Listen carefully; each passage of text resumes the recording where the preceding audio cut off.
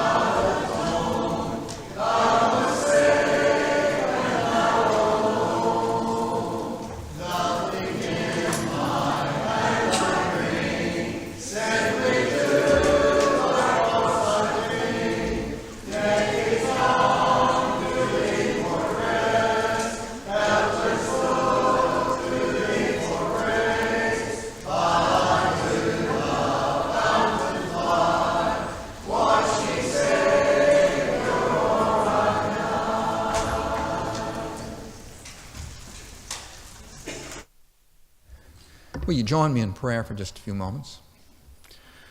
Our Heavenly Father, we're so grateful for this another day of life that you have granted us. We're thankful for the blessings that have been ours to use, that's afforded us some health that allows us to continue to live and to live that life for you.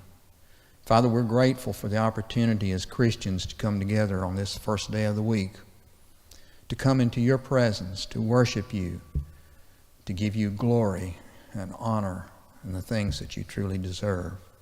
Father, we're grateful for the opportunity to fellowship with one another, to encourage one another as we go throughout our lives living for you. I ask you, Father, to be with us this morning as we enter into our Bible class. I ask you to be with Brother Jerry Bates as he shares with us those things that he has prepared about world evangelism, and that we will have a greater insight of what your gospel is doing, not only in our country, but around the world where they are involved. Father, we're grateful for your Son, for the sacrifice that he made on our behalf. I pray that we'll be worthy of it. In Jesus' name, amen. Before we get into our class this morning, I want to remind you about the Prime Timers Dinner, which is coming up, I believe, the 7th. And the church here will be providing the meat and the drinks for that. And then the rest of it is going to be potluck. Of course, that will be held in the fellowship building off to my right. We're privileged this morning to have Brother Jerry Bates with us. He comes to us from Mississippi. He and his wife are here. His wife is Paula. She's sitting back here with my wife.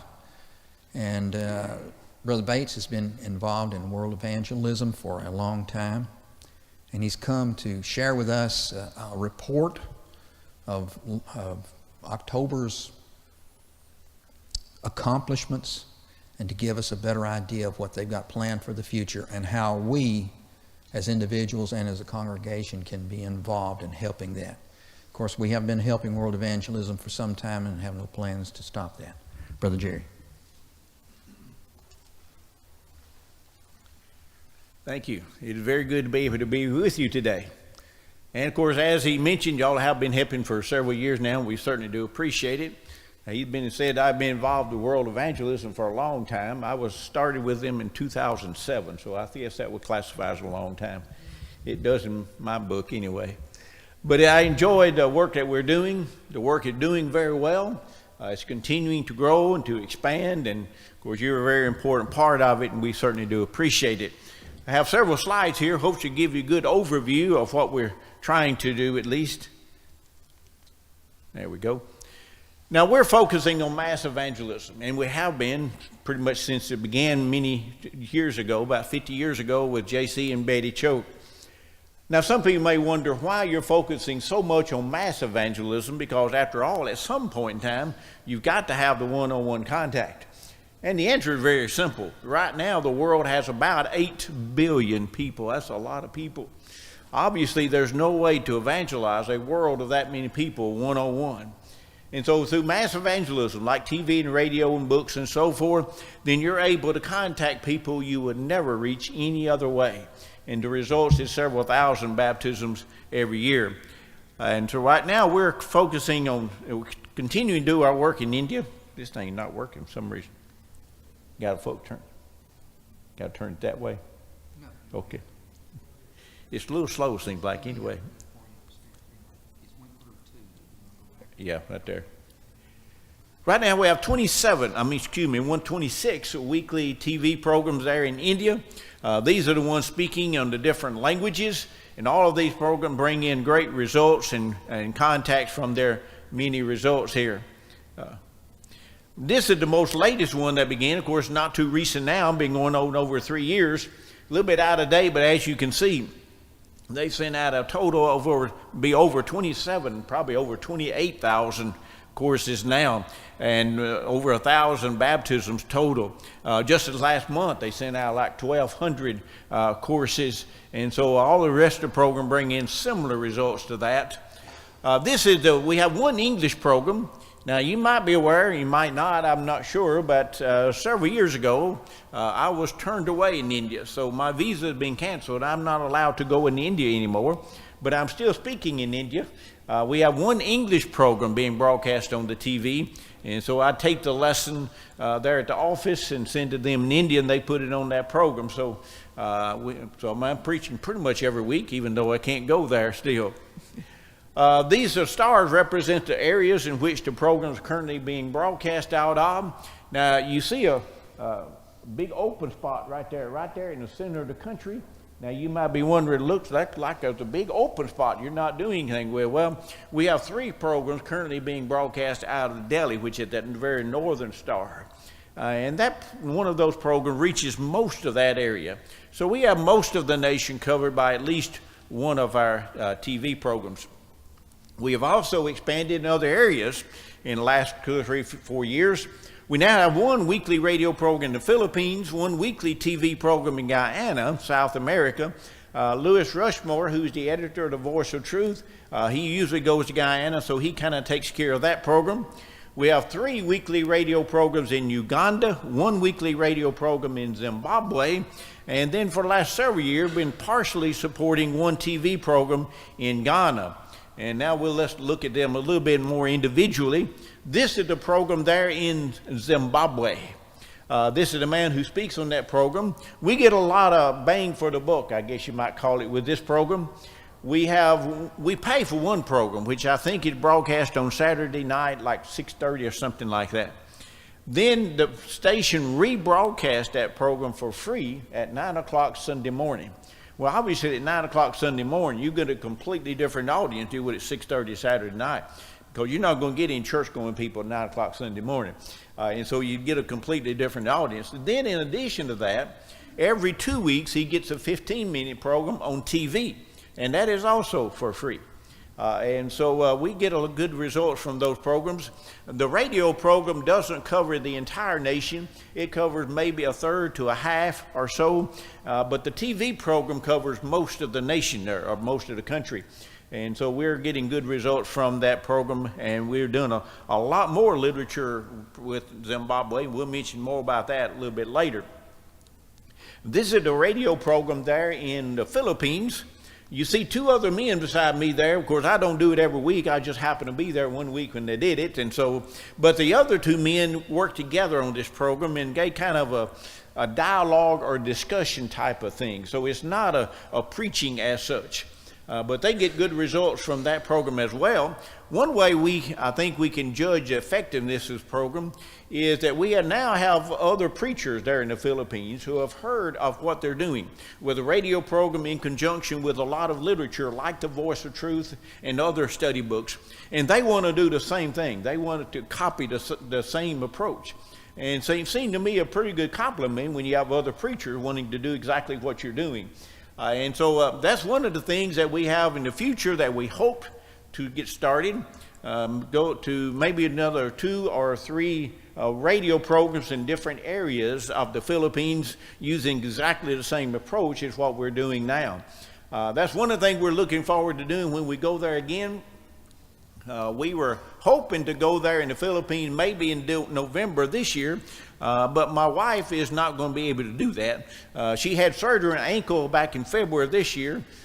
She's walking, as you can see, but she's going to have another surgery in November 7th, which is only like a week or so away. So obviously, we will not be going to the Philippines in November.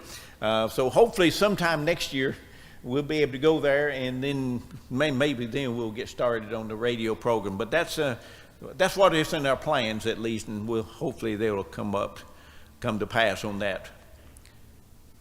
Okay. We are doing some streaming with this man here. He's also from the Philippines. In lieu of a radio program, he thought it'd be better to do some streaming. Of course, he can do that 24 hours a day. And he just sent me some pictures last night, as a matter of fact, of a family on another island that he reached through the streaming program. And they actually called him and said, I want to do some Bible study with them. And so he went there and going to go there again, of course. But we're getting good results from that, apparently, as you say here. He also then is in the process of starting a new congregation.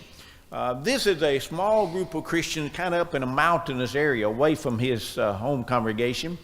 For a while, he went up there and got them, brought them down to his place, and then carried them back. But the fuel cost was too excessive doing that. And so they were a very poor group of people, no transportation. And so now they're building a building. They're just starting the building right here. This is the second part of it here.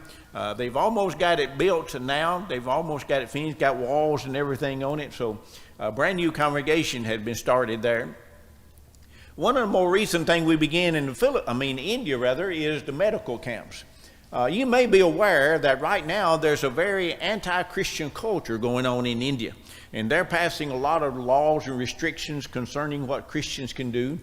And obviously in a culture like that, it's very difficult to continue to reach out in the community. And so one of our TV speakers came up with the idea of medical camps. His son is a doctor. That's his son right there. He's a doctor. His wife is also a doctor, so obviously it fits right into their expertise.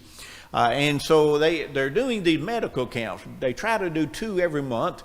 At different places, obviously. It's always fairly close to a congregation, so the members and the preacher of that local congregation do all the follow work. And they can go out in community with the medical camps with no problem whatsoever, because the government looks upon that as social work. And if you're doing social work, you can do whatever you want to and as much as you want. And so they have no problem going out in community. Obviously, in the medical camps, you make a lot of contacts. And then later they privately go back and teach those contacts, and the results have been real good so far. They have several baptisms every month as a result of this. And recently they just said, well, we started a brand new congregation through the medical camps. Well, that wasn't really the purpose of it, but obviously a good thing to happen anyway. And so that's one good results that we see in addition to the baptism that you normally have every month. The blind work continued to go well in India. Our co-workers, Shane and Emily Fisher, they just got back from India. They've been in India for about the last 6 weeks. This is a picture they sent to us from the blind work. And so even though I can't go to India, that's no big problem. Our co-workers are going, so they're still keeping up with everything that's going on. But there's about 15 million blind people living in India. Now, there's only like 35 million all over the world, so you're getting close to half of the world population of blind people all in this one country. The blind work consists of 1 or 2 blind camps or blind meetings every month at different places. Then, of course, they give basically 3 things. They give bags of rice that you see here. In addition to that, they little small items of personal things like soap, shampoo, and toothbrush, or some things like that. Blind people generally are very poor, and obviously they really need the help. In addition to that, it kind of helps overcome the anger that might be in their hearts. Because of the culture of India, they have the idea that you are what you are today because of the gods. And so if you're born blind, for instance, then that means God are angry with you. Now, if the gods are angry with you, then why are you really too concerned about what God wants you to do? And so this just kind of helps overcome the anger that might be in their hearts, make them a little more willing to listen to what you have to say. Then in addition to that, they give the literature. We have the Seeker's Bible Course and the Voice of Truth in Braille.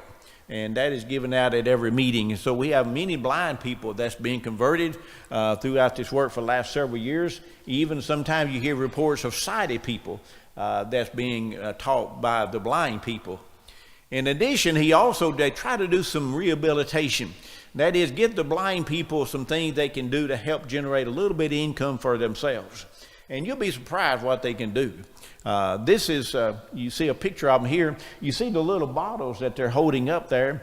Those little bottles are like disinfected, and they're able to make that and sell that. In addition, they do a lot of weaving. You see that man there doing the weaving of the chair bottoms. We used to have a lot of chairs like that here. We don't have too many chairs like that anymore. But there in India, they have a lot of those chairs. And so many times the blind people, you see them weaving the chair bottoms there. And then in addition, you have the women making the baskets out of little plastic straws. And so how they're able to do all that weaving and blind, I have no idea. But they're able to do a lot of things for themselves there. The literature, of course, continue to be one of our main works, and the Voice of Truth is one of our main parts of the literature.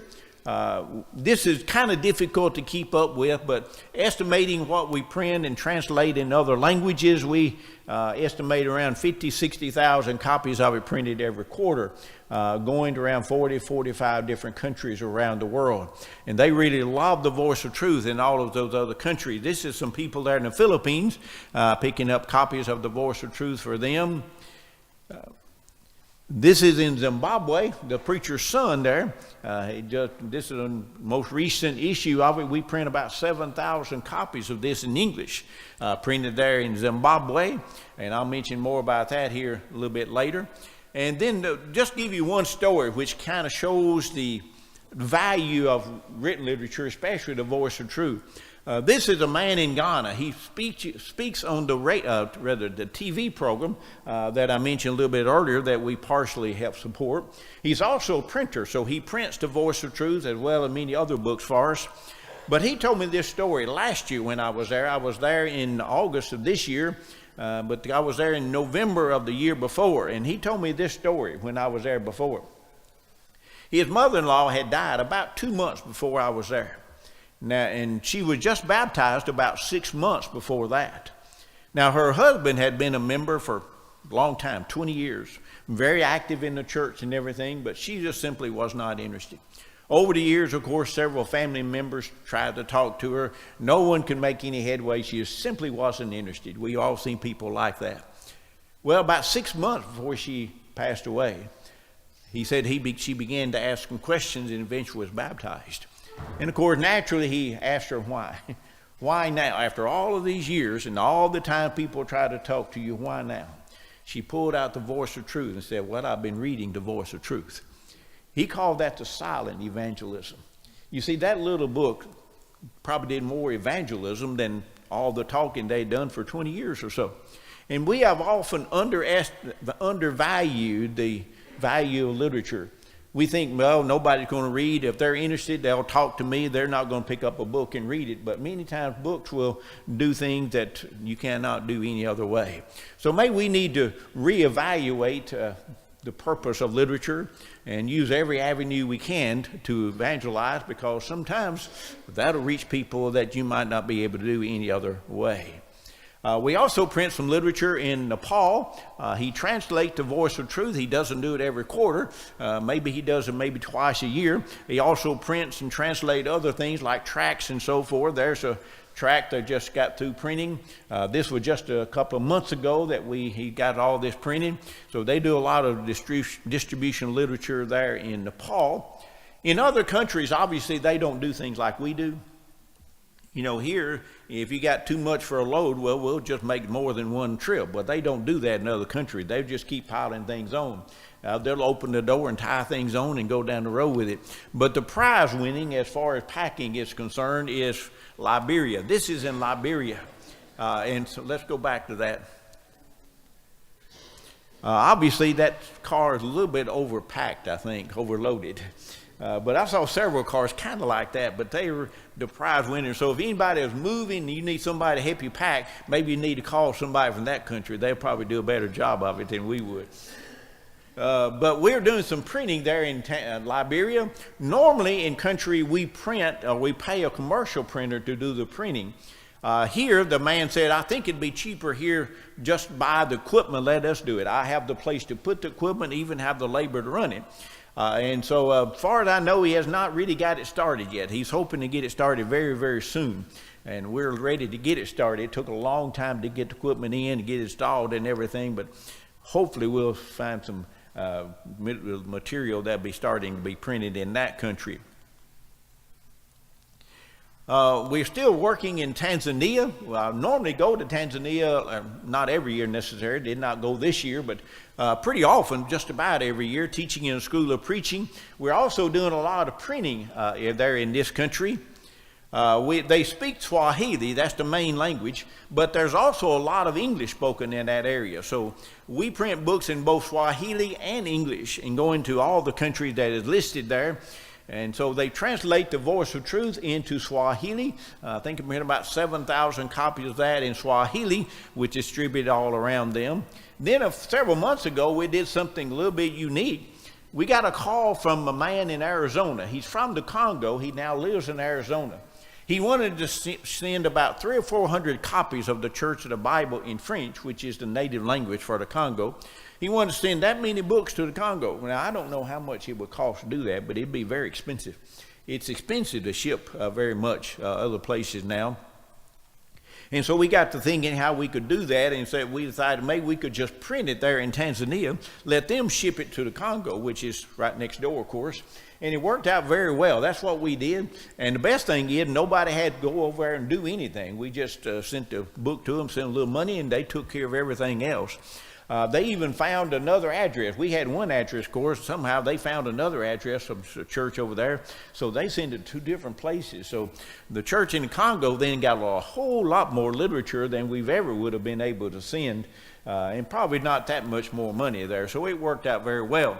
Once you get things set up, you can do things a little bit different, and a lot of flexibility there. We're also doing some work in Uganda. We do have 3 radio programs there in Uganda. The radio programs are all on the western side, right where the red arrow is. I'm also then kind of taking over the coordinator part of a school of preaching there. It's associated with Bear Valley. It is in Kampala, which is on kind of the other side of the country. That's where you got to fly into every time you go to that country anyway, so it's going to work out very well. We're hoping to go to Uganda maybe in my first trip this next year. Right now we're looking like March or April, so right on in that time range. And of course I'll be visiting both of those places there and there. This is the Bear Valley School right now, which is in Kebbi, which is in Kampala, just basically one city.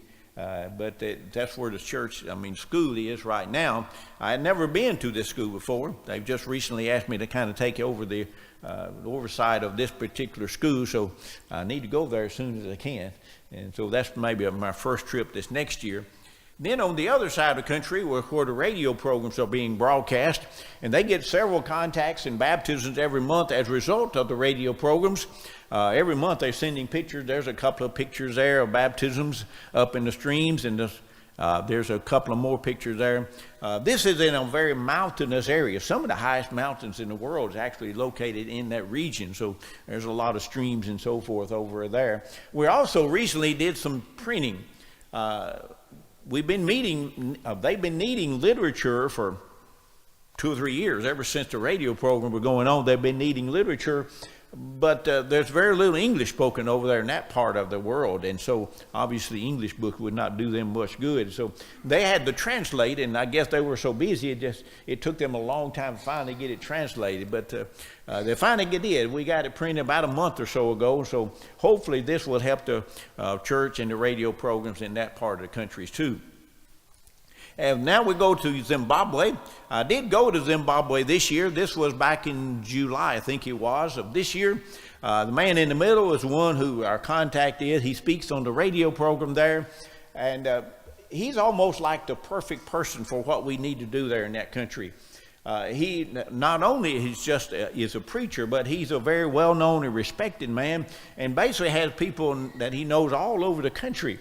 And through his help, we're getting literature basically all over the country. And so he's really done a good job of helping us get literature and do a lot more good in that country. And the literature is really helping the church grow in this country. This is his congregation. He lives just outside the capital city in another town, but which looks like all the same thing. But this is his congregation a couple of years ago, the first time we went there. This is what his congregation looks like now. As you can see, quite a bit of difference there. And he said the main reason for the growth had been the literature that we've been able to help them print. And we have heard many other people say something along the same line. They've never had literature before, as far as we can figure out. And I know that in the past they've had tracts, but as far as basic study books, they've never had any. And they're so excited about finally having some good literature. This last time I was there, and the man said this literature makes evangelism easy. I've never heard anybody say that before, but that's what he said. And so obviously they're very excited about the literature. This time I was able to go to the formal opening ceremony of 2 wells. You know, we are so blessed here in this country. We think if you don't have running water in your home, then you just simply cannot live there. And if we lose water for some reason or other, we get all upset. Well, in so many parts of the world, they don't even have that option. It is certainly a luxury to have good, clean drinking water, and so it is in parts of Zimbabwe. Many people don't have clean drinking water, and so Healing Hands have dug many wells there in Africa, and recently they dug 2 wells. And this is the formal opening ceremony. This is one of them here, and they were obviously very excited to have good, clean drinking water close to their homes. Both of these wells are in the property of churches, and so obviously this will help their evangelism work out a lot, because when people come to get the water, then gives you perfect opportunity to when they're baptized. 7 men, that's unusual to have all men baptized, but 7 men this time was baptized. Now, I'm not saying at all my sermon was so good I converted 7 people with one sermon. Hopefully my lesson had a little bit to do with it, but you know, obviously these men were already taught long before I ever got there. But they were baptized in a lake, which was very close to where the congregation is, and worked out real good, if you don't mind the tall grass there. Sometimes people wonder what's in the grass, and I don't know. Yeah. Yeah. Yeah. There is some there. I don't really have any figures as far as how many Mormons there are, but I know it's there, some, yes.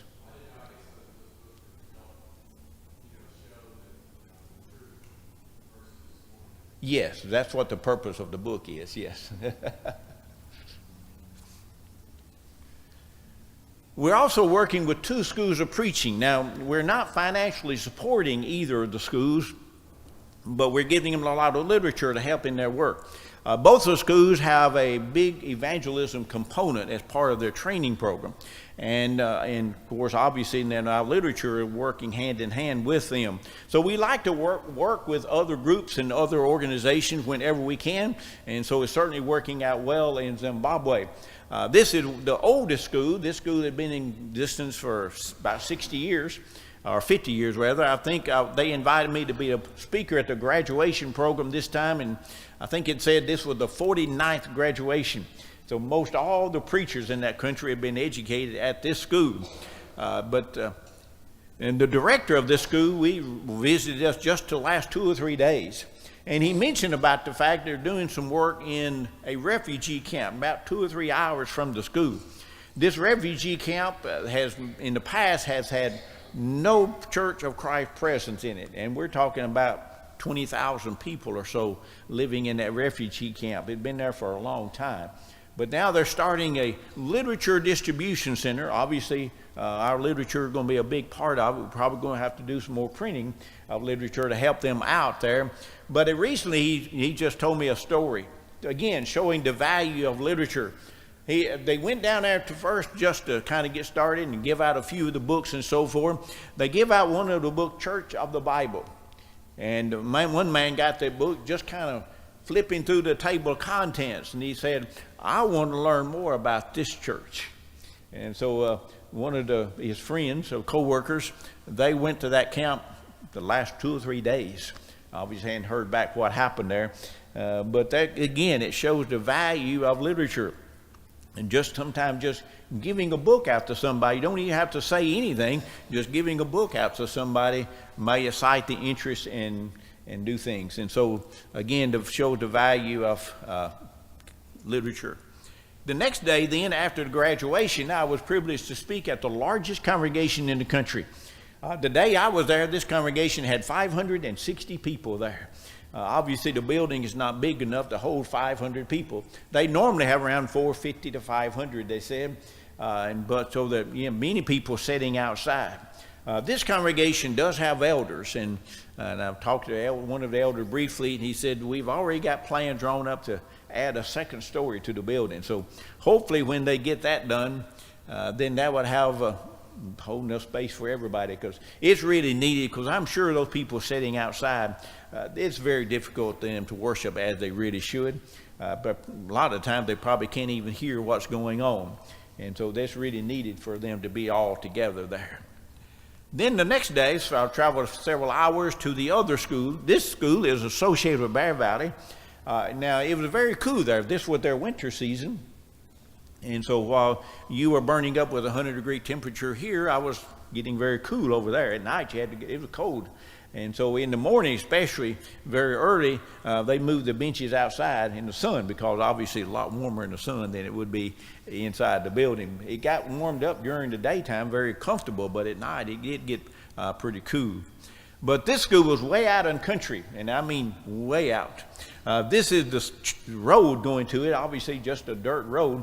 Not much out there, no electricity at all. Now you might wonder, why they're having the school that far out? Well, the answer is really very simple. That's where land is available. The government is actually basically giving them the land. They're paying like $1 a year lease or something for several acres of land for 99 years. And gives them plenty of land for goats and chickens and vegetables and everything else to help generate some money and cut the cost of running the school. And the students do a lot of the work, especially with the vegetables. This is the vegetable garden they have there. You have to use drip irrigation, because when I was there was no rain. It hadn't been for several months, so obviously you couldn't raise anything there. And so with drip irrigation, you can continue to raise the cool weather crops, and they're obviously doing a good job of raising that. I was also this time privileged to go into a prison. This is very unusual. If a foreigner were to go into a prison in Zimbabwe, normally you would have to send a letter of request into the main prison office. Well, they didn't do any of that. They just let me come in. And the reason they let me come in was because of the literature. The director of the School of Preaching goes regularly to this prison to do evangelism work and using our literature, and they love our literature. The warden even said they can tell a difference in the behavior of the inmates since they started using our literature. And so, like I said, they really love the literature there. And so the group you see there, that's a singing group. They sang a couple of songs before I spoke. I have no idea what they sang, because it was in a different language.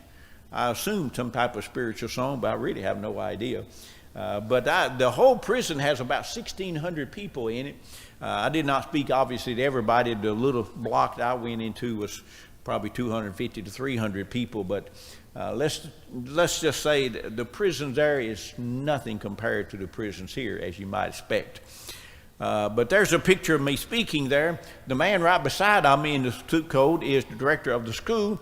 the man on the other side in white reads the verses in English, and the man on this side would read the same verses in Shona, which is their native language. So there's a lot of English spoken there in Zimbabwe. And we know it's doing some good in this prison. Not just a couple of months before I was there, a man was released from prison. He was converted while in prison. Very dedicated. He's probably going to be part of the next class at the school. And so he's a young man. And so how much good he does the rest of his lifetime, only God knows the answer to that. But a lot of good can come through just through his work, if nothing else there. This is another school there in Zimbabwe that we're working with. Again, they have no building or anything. They just bought this property just 2 or 3 months before I was there. You see a little shed right over there. That's another religious group. On this other side is a Pentecostal group. They have a shed similar to that. And so they're going to put a shed up kind of like that to give them a little protection from the sun and the rain. They said that the other Pentecostal group, they use instruments, and so it gets pretty loud, they said sometimes. Now, for some reason, the day I was there, that group wasn't meeting, so it was pretty calm that day, but they say it gets pretty loud there sometimes. But we did give them a set of communion trays. A couple of years ago, there's a church in Huntsville, Alabama that gave us 2 or 3 big boxes of communion trays. I'm not sure where they come up with all those trays at, but they were a big benefit. Churches many times overseas, they're glad to get them, of course. But they're all gone now. Shane and Emily took the last one to India with them, and so they're all gone, but they were glad to get that. And then finally, we're doing work in Ghana. I just got back from Ghana about a month or so ago. I was there just shortly before Shane and Emily left for India. Matter of fact, they were already gone before I got back even. But in addition to teaching for 2 weeks at a school of preaching, I also would take part in some leadership seminars. The purpose of these seminars is to encourage congregation to begin appointing elders. There's many congregations in Ghana, very few have elders. But they've been there long enough, they know that's what God's plan is, and so they kind of are thinking about it, and they want to have elders, but they really don't know how to get started and appoint elders and that sort of thing. And so this is the purpose of it. So this time I traveled about an hour, or rather, I flew about an hour north of the city we flew into. I had a choice of flying for an hour or so, or driving by car for about 8 hours over rough roads. Obviously, I flew. It was a lot easier, a lot more easier than there. But this is the first leadership seminar. Had about 550 people attending this seminar. More than I ever thought we'd have. Now, they had said before, we're hoping to have 500 people. To be honest with you, I doubted that. I just had a hard time seeing that many people coming for a leadership seminar. Well, I was wrong on that one, thankfully. One time I'm glad to be wrong. They had about 550, all men, as you can see. You could probably count the number of women there on your hand almost. I mean, very, very few women there at all. They came from about 160 congregations. So a lot of good work that was doing there. I think these things are helping out a little bit. I did meet the preacher for a congregation in which last year we had a seminar at, and he said, we're in the process of appointing elders. And so hopefully this will have a little bit of good through that. Then the next day, then I was able to preach at the church there. But this is some literature. The man we're working with has a literature distribution center, and so he distributes a lot of our literature. So he sent his literature on up ahead of us there. Of course, it was a perfect time to be distributing the literature. There's a group of people, they couldn't all fit inside the building, so they had some overflow chairs there. This is on Sunday morning.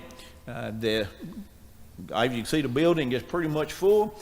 They normally have, they said, around 350 people there. That's counting the children, but the children not in. The children are actually meeting in a different building. They had 100 or so children there, so they had a good-sized congregation here. And then the next weekend, we did the same thing again at a different place. Not as many people this time. Had about 130 people from about 21 different congregations, I think they said. And then the next day, of course, we worshiped at a different congregation nearby to that one.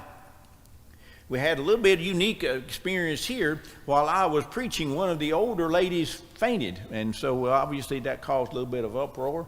But a couple of young men carried her out, and in a few minutes she came back in, actually, and seemed to be doing very well. Actually just finished the service up, and so thankfully it didn't seem like anything was wrong with her. I'm not sure what happened, but just one of those things, I guess, sometimes anyway. But this is how the people dress over there. They love to wear the loud clothes, and even the men wear the loud shirts and stuff. And of course, sometimes I wear shirts like that. They kind of love to see me wear shirts kind of like this. And so this is my class there, the School of Preaching. This is actually, of course, an advanced class for preachers. All of them were preachers. Some had been preaching just a few years, 3 or 4 years, and some had been preaching for several years. But they enjoyed that and had a good group with them. Even one from Nigeria, completely different country there. But that winds up my presentation. I hadn't heard the bell ring, so I guess I got a few minutes at least. Does anyone have any comments or questions about anything? Yes.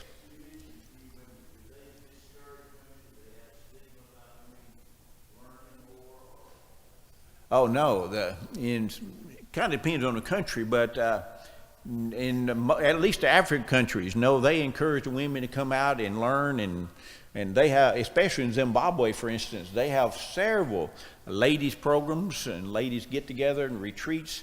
Sometimes they even, once a year, they have a ladies retreat for the whole country, and they'll have, you remember, Paul, how many people, 1,000 or 2,000? About 1,000, I think, women. And of course, they pay all the expenses, so they encourage women to get together and take a big part in the work of the church there. Now, they don't have women preachers or that sort of thing. I don't want you, don't misunderstand what I'm saying, but. You mentioned that there was a high incidence of blindness in India. Yes. What do you attribute that to? Well, this is what they told me, and they said it was because of the caste system. You have a close intermarriage. And it makes sense because, remember, if you are born blind, in their culture especially, no one else wouldn't have anything to do with you, because that means the gods are angry with you. And so if you start associating with these people, unfortunate people, then you're going to get the gods angry with you too. And so you kind of stay away from them. So you'll have the blind people marrying blind people and that sort of thing. But I guess it makes sense. India has obviously a much higher blind rate than anybody else in the world, and they're the only country with a caste system, so kind of makes sense. Anyone else? Well, they wouldn't say for sure. They did say one time, I think you know why. And so based on that, it's because I was teaching too much publicly. I was there on a tourist visa, which means I was not really supposed to be preaching and teaching in schools and that sort of thing. I think it's mainly because there's one school that I was working very closely with. It was with a Bear Valley school. I went there twice a year and did some teaching, and at least in that particular spot, we oftentimes was checked. I know they checking me, what was I doing there and so forth. So unless that's it, I'm not sure, but that's all they would say. Okay, we do have several copies of our newsletters on the back on the table. If you would like to get a copy of our newsletter by mail or email, just put your name and address there and we'll be more than happy to send it to you. So appreciate it. Good to be with you today. Thank you.